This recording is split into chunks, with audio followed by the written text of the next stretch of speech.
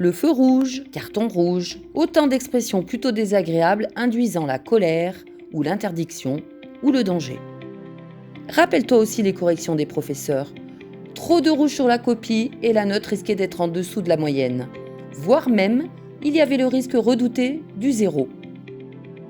En banque, le 0 ne pose pas de problème, car un compte ne peut être dans le rouge qu'à partir du moment où le solde bancaire est en dessous de 0.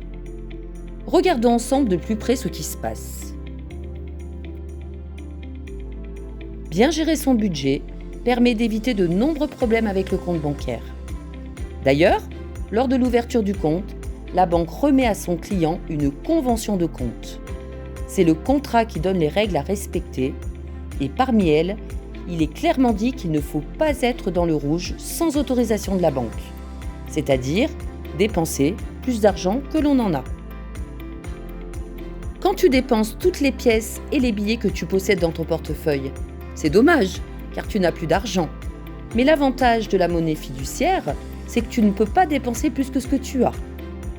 Plus de pièces ou de billets dans le porte-monnaie veut dire plus de dépenses. Il est donc impossible d'être dans le rouge avec cette monnaie. En revanche, avec les moyens de paiement électroniques et les chèques, le risque existe. Regardons concrètement de quoi il s'agit. Connais-tu l'expression « faire un chèque en bois » ? C'est un chèque sans provision. Autrement dit, il s'agit de faire un chèque alors que le compte est insuffisamment approvisionné. Le bénéficiaire, un commerçant ou un ami par exemple, ne pourra donc pas toucher l'argent. C'est logique puisqu'il n'y en a pas sur le compte. C'est pour cette raison que de plus en plus de commerçants les refusent et que tu peux voir une petite pancarte sur la caisse ou à l'entrée du magasin indiquant que ce moyen de paiement est refusé. Le chèque ne présente aucune garantie de paiement, donc le commerçant préfère parfois éviter cette monnaie scripturale. On peut le comprendre. La solution est-elle alors dans les paiements électroniques ? Pas sûr. Selon le type de carte bancaire que tu possèdes, il est possible que le paiement soit validé, même si ton compte n'est pas suffisamment approvisionné.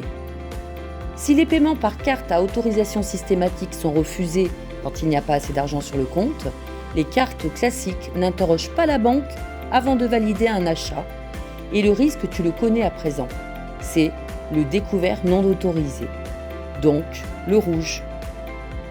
L'attitude idéale est donc de surveiller tes comptes sur ton application installée sur ton smartphone avant toute dépense.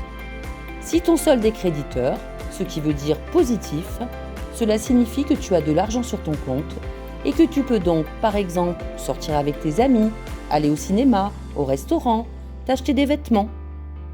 Au préalable, vérifie quand même qu'il n'y a pas d'opération bancaire en attente, comme un prélèvement prévu dans les jours à venir et qui te mettrait dans le rouge. Les conséquences de ces actes peuvent être coûteuses à différents niveaux. D'abord, il n'est pas agréable d'être en situation de dette. En effet, il va falloir rembourser cette somme et cela te mettra dans une situation d'inconfort pour la gestion de tes dépenses. Si ton compte est à découvert, donc dans le négatif, la banque peut te sanctionner en appliquant des frais. C'est normal, tout est bien précisé dans le contrat que tu as signé. Citons quelques exemples. La commission d'intervention. La somme est forfaitaire pour chaque dépense effectuée sans autorisation de la banque. Les agios, ce sont des intérêts débiteurs. Pour les calculer, la banque prend en compte le montant du découvert, la durée et le taux des agios.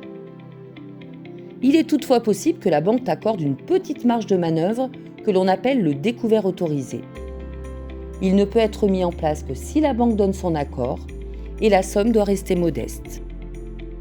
Tu l'auras compris, il te faut donc être très rigoureux, bien gérer ton compte en anticipant tes dépenses et si tu as des difficultés, cela peut arriver, contacte ton conseiller pour le prévenir et trouver une solution satisfaisante pour les deux parties. Souviens-toi que toutes les sommes dépensées quand ton compte est dans le rouge devront être toujours remboursées. Cela peut mettre à mal ton budget. Bien sûr, rien n'interdit en revanche le rouge passion, les fruits rouges et même un carnet de compte rouge pour faire tes comptes.